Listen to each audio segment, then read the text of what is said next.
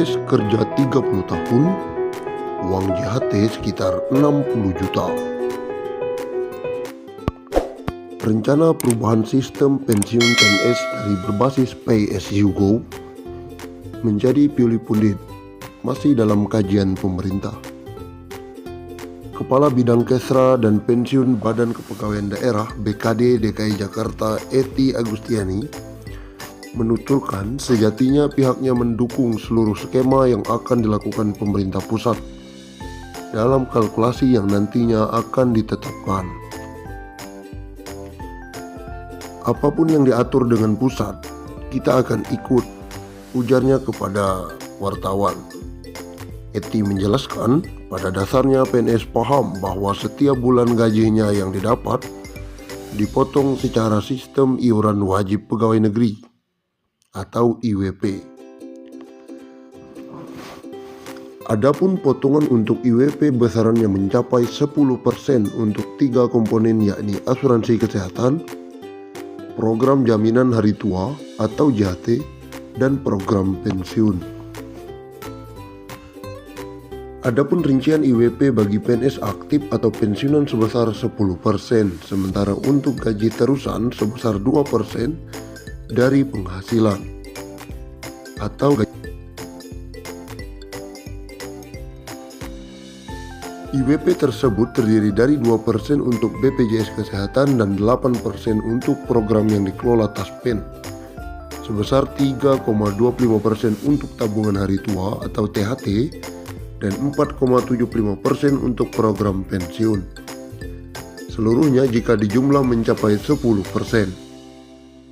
Skema yang baru memang masih RPP, itu yang dari penghasilan, bukan gaji. Kami menunggu dari pusat skema yang baru yang masih RPP, itu jelasnya.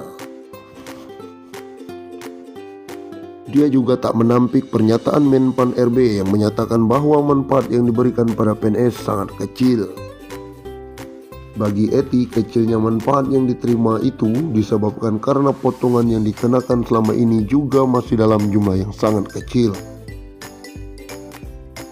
Karena iurannya kecil ketika ditabung kecil, jadi seimbang, yang dikumpulin kecil dapatnya kecil. Dia melanjutkan, ketika nantinya skema RPP yang baru akan muncul dengan pemotongan yang lebih besar, maka otomatis manfaat yang didapat akan menjadi lebih besar. Ety menganalogikan, nantinya ketika seorang PNS pensiun, dia akan mendapatkan komponen dari PNS atau potongan dana kelola yang masuk ke Taspen itu. Komponen THT akan dibayarkan sekali ketika pensiun dan komponen program pensiun yang akan didapat tiap bulan. Dengan kecilnya presentasi pemotongan, dia pun tak heran bahwa manfaat yang didapat pun sangat kecil.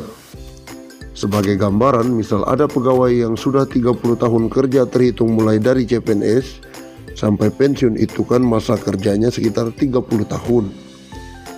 Nanti dia paling mendapat uang JHT itu sekitar 58 sampai 60 jutaan saja. Kecil memang.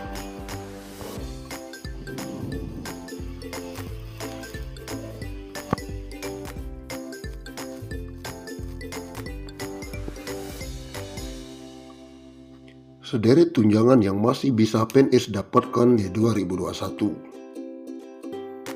Profesi PNS masih menjadi idaman hingga saat ini, tercermin dari banyaknya masyarakat yang menunggu pembukaan pendaftaran CPNS tahun ini. Bagaimana tidak, PNS adalah jabatan yang tidak terpengaruh dalam kondisi apapun. Gaji yang diterima tetap dan ditambah berbagai tunjangan yang didapatkan. Sebut saja tunjangan yang paling terbaru adalah gaji ke-13 yang diterima pada bulan ini. Meski ada pandemi COVID-19, namun PNS tepat mendapatkan tunjangan tersebut.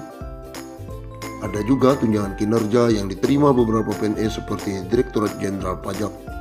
PNS DJP Kementerian Keuangan akan mendapatkan tukin sesuai dengan pencapaian masing-masing KPP-nya yang diterima pada bulan Juli setiap tahunnya.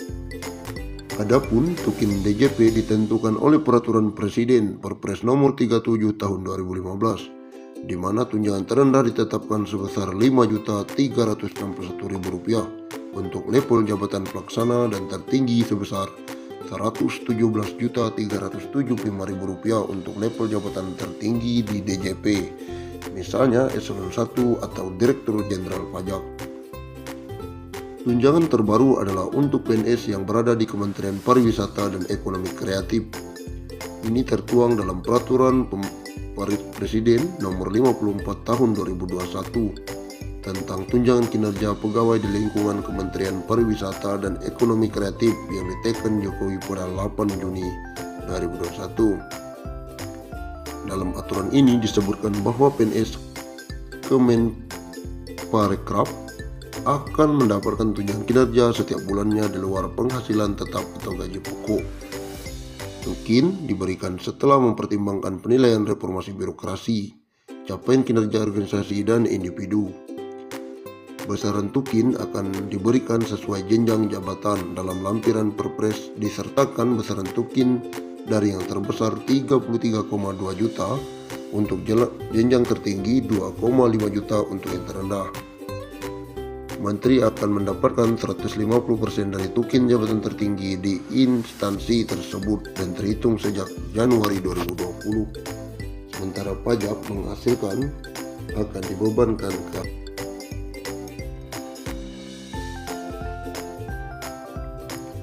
gaji PNS bakal naik tahun depan, intip besarannya saat ini. Rencana kenaikan gaji pokok pegawai negeri sipil tahun depan ramai diperbincangkan. Kabar baik karena sudah beberapa tahun gaji PNS tidak naik. Kenaikan gaji pokok PNS terakhir kali dilakukan pada awal tahun 2019. Kenaikan ini diumumkan pada nota keuangan di bulan Agustus 2018 oleh Presiden Joko Widodo. Kenaikan gaji pokok PNS pada saat itu dipukul rata 5% untuk semua abdi negara yang aktif dan pensiunan, baik di pemerintah pusat maupun daerah. Saat itu, Kementerian Keuangan selaku bendahara negara pun mengaku telah menyiapkan alokasi anggaran untuk kenaikan gaji pokok tersebut 5 triliun hingga 6 triliun. Dengan demikian, hingga saat ini sudah 2 tahun PNS tidak merasakan kenaikan gaji. Hal inilah menjadi alasan banyak yang menduga kenaikan gaji pokok PNS akan dilakukan tahun depan.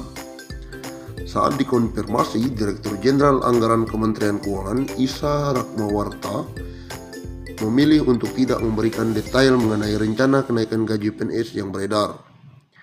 Ia meminta agar menunggu diumumkan oleh Presiden Joko Widodo di Agustus mendatang.